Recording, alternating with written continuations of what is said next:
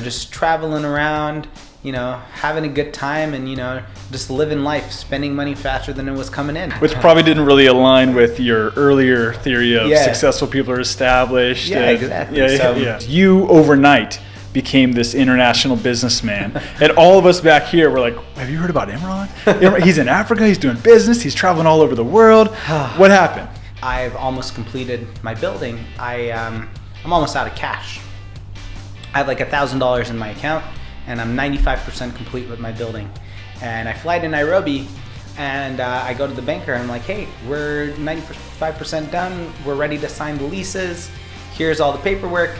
He looks at me and he's like, hey, young man, the board of directors, they're not gonna go for it anymore. I have this building and it's not full. Like, it's empty. So I'm like, okay. And just to confirm, this building that you were creating was for retail space to other businesses? Yeah. Okay. Yeah, commercial space. And this was your first client that you had lined up? Yeah. And you went out there? Yeah, my first client that I lined up, they signed a letter of offer, they were gonna do it, and he just backed out last minute. So I was like, holy crap, I've got this building.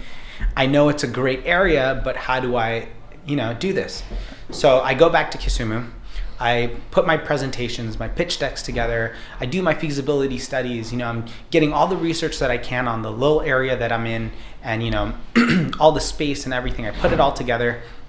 And I'm like, I need to get back to the basics and do what I do best. I need to go hit doors. I need to go to all the commercial clients that I can potentially find and the ones that are expanding, and I need to talk to them and tell them that I have space so that they can move in. So I'm sitting at the airport and I'm working on my presentation, and back then it was old airport, so it's a very small sort of cafe right there, and this man comes and he sits right next to me. And he's like, can I join you? I'm like, yeah, sure thing. He's an older gentleman. And he turns over to me a couple minutes later. He's like, you might need to pack up your laptop. And I was like, no, we're not gonna take off for another half an hour. He's looking at the plane coming in to the runway and he's like, no, we'll be up in 15 minutes. I was a little cocky kid. And so I was like, I bet you $10 that it's gonna take us half an hour to get up. Wheels up. So he's like, sure thing. 15 minutes later, we're sitting in the plane, about to take off. He looks back at me, and I was like, oh, crap. So I reach into my pocket, pull out $10 from my wallet, and I give it to him. And I'm already broke at this point, or virtually close to being broke, right? So the $10 didn't matter. So the $10, I was like, screw it, whatever. So we land in Nairobi, and we're at the airport, and I got my bags and I'm trying to flag a taxi down, and the same gentleman comes up to me and he's like, hey, what are you doing, young man? And I'm like, I'm trying to get a cab to go home. He's like, why don't you ride with me? My car will drop you off anywhere in the city that you want, but first it's got to drop me. I'm like, okay, cool. So this black SUV pulls up, we hop in the back, and he's like, hey, young man, so tell me, what do you do? So I told him, I'm like, I came here to build buildings, and I'm looking for a tenant to move into this building, so I'm creating this presentation. And he turns to me and he's like, hey, I'm the CEO of Chase Bank Kenya. My name's George. I was just in Kisumu looking for space for my bank. It's like, what are the chances? Insane. So he's like, if you show up to our offices tomorrow with your presentation, I line you up with the board and you can do your pitch. And if they like it, we'll look at your feasibility study. So the next morning I show up, he's got the whole board there. I do my pitch, fully dressed up in a suit and a tie, and they loved me. Next thing I know, 2 days later, I call my lawyer. I'm like, hey, send the lease agreements down. We're ready to sign. So, just things just kind of work out, right? If you follow what you love, if you go after, your dreams and goals, sometimes it may not work out the way it's supposed to, but if you keep on going at it, and you don't back down, I could have easily at that point sat there and said, oh crap, I built this building, they said no, let's sulk and cry about it. Or I took the other approach where it's like, all right, buckle down, get back to the basics, and do what you do best, right? And at that point, it was knocking on doors, right? So another question for you. It's said that when a leader stops growing, then the company stops growing as well. So what are some things that you do as a leader over there to continue your own growth? So I think one of the most important things is to read. Yeah, you have to read. All the top CEOs, they're running all of these mega companies, they're all reading, right? Information is endless. It's at our fingertips now. I mean, always filling yourself up with, having a student mentality, continuously learning. Like, you have to be reading new books, learning about new ideas, keeping yourself, in a mindset that's always like hungry for knowledge, right?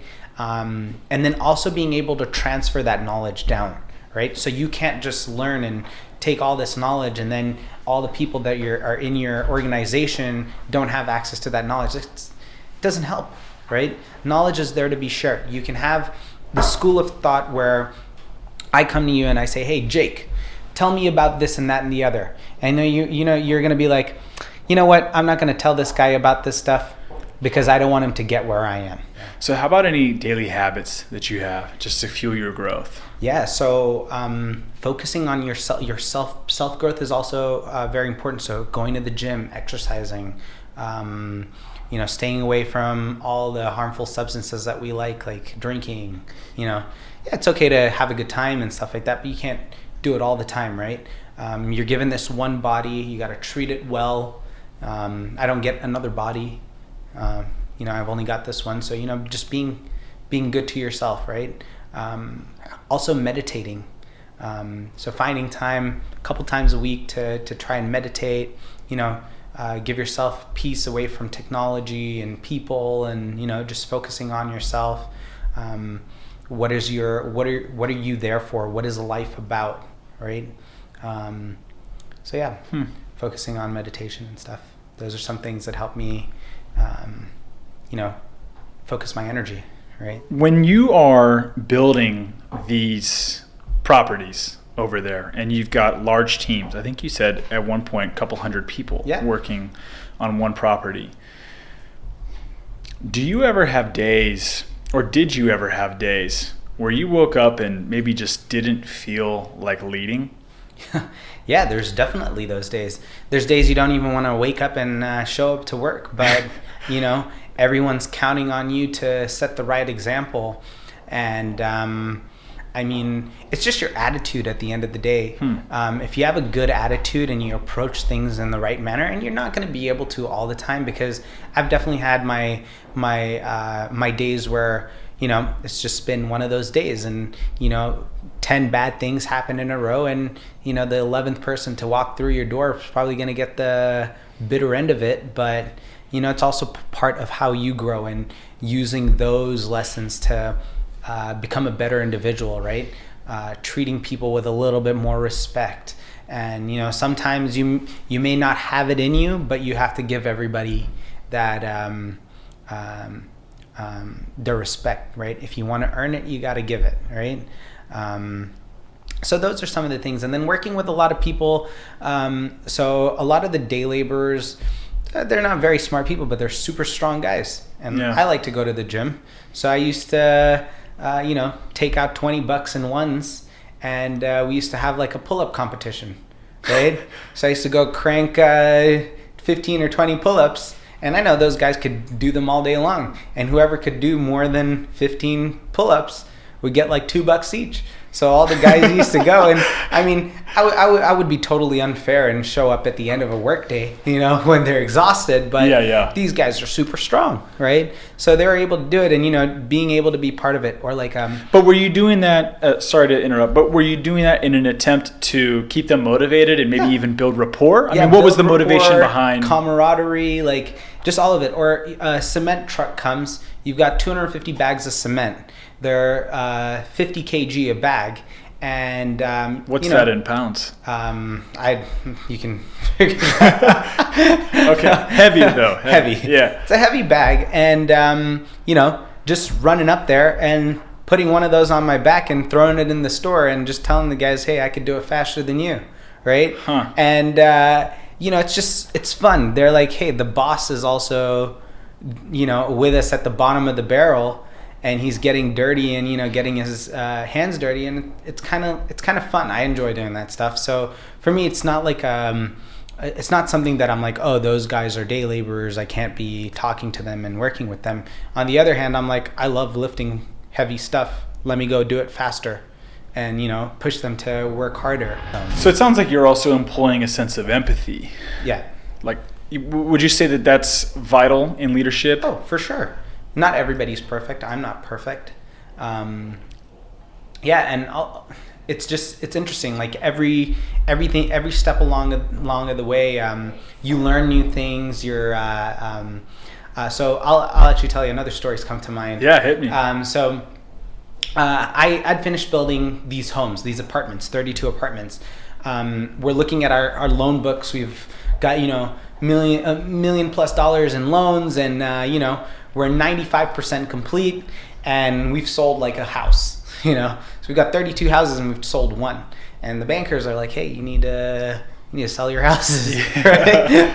So, people are calling all the time. And I'm like, yeah, dude, hey, the house is like this much money, come and buy it.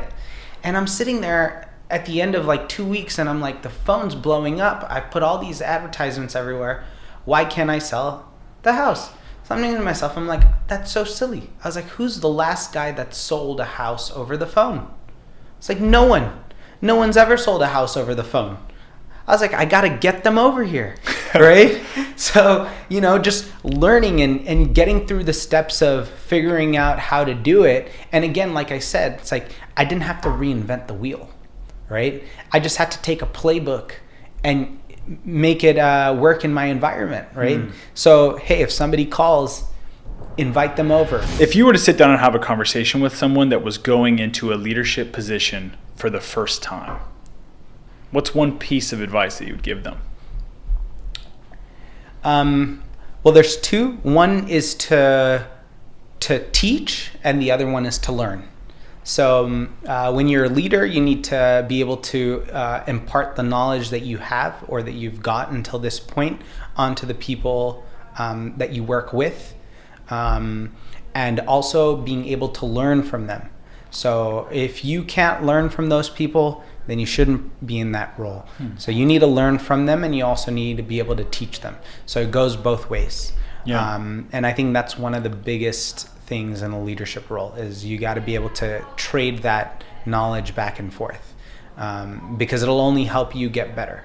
In closing, what's next for you? You built this retail strip mall. You built a 32-unit apartment complex. Are you going to stay on the construction path?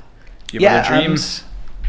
Now that I'm growing, I have all sorts of different, ideas and things that pop up into my head.